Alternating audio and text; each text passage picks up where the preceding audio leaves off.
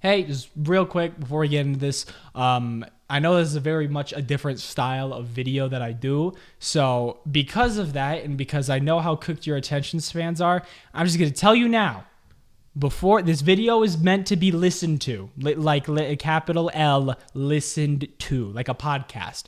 So pull up a video game, pull up YouTube shorts or something like that, something that can keep your attention while I kind of just give my piece, give my talks.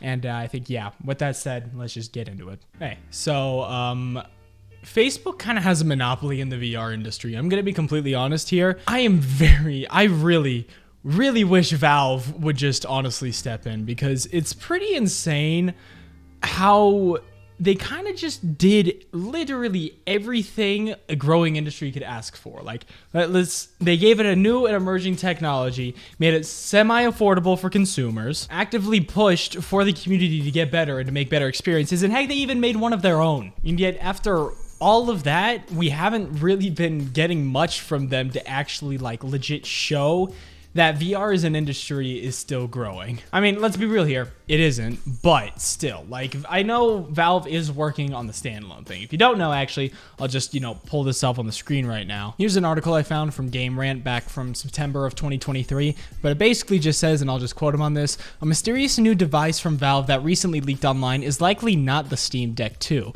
but another virtual reality headset according to some newly emerged evidence. This development dovetails with the recent hints that Valve is working on new VR headgear." So it seems like Valve, behind the scenes at least, are still keeping an eye on the VR industry.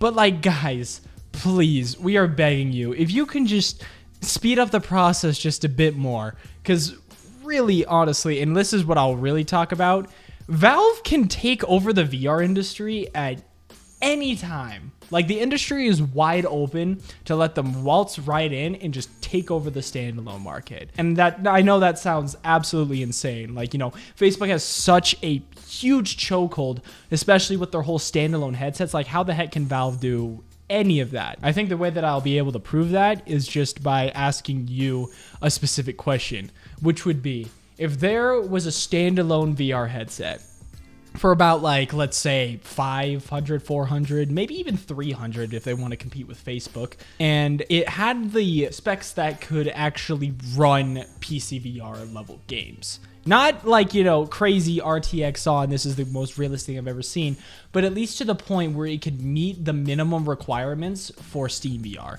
Now, I know a lot of things that I just said were absolutely insane, but I mean, come on, like, this is Valve we're talking about here. They could probably make an OS similar to how they did with the Steam Deck that compounds Steam VR and Steam into the same thing, and then maybe just launches it in a version of bigger picture mode. And from there, you basically have your own version of a standalone VR headset and the access to the entirety of Steam's market. Like, do you realize how absolutely insane that would be? I don't care what is on this headset. I don't care if it, like, just comes with the headset head strap, no microphone. I don't care if the pass-through is, black and white like the Quest 2. I don't care.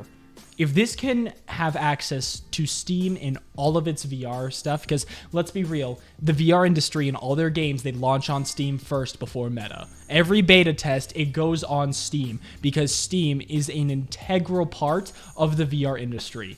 Most, if not all, the games you can find on VR, you can also find on Steam. So I really do think that at this current moment, because Valve has basically, done nothing, VR has kind of set itself up to where they can take over at any time. I guess, yeah, I know I kind of just repeated the title a second time, but I think really that's all I kind of have to say. Sorry for the tweet thingy again, honestly. I mean, you clicked on it and you watched, so I guess that works, but yeah, that's about it. See ya. Man, that was such a voice critical thing.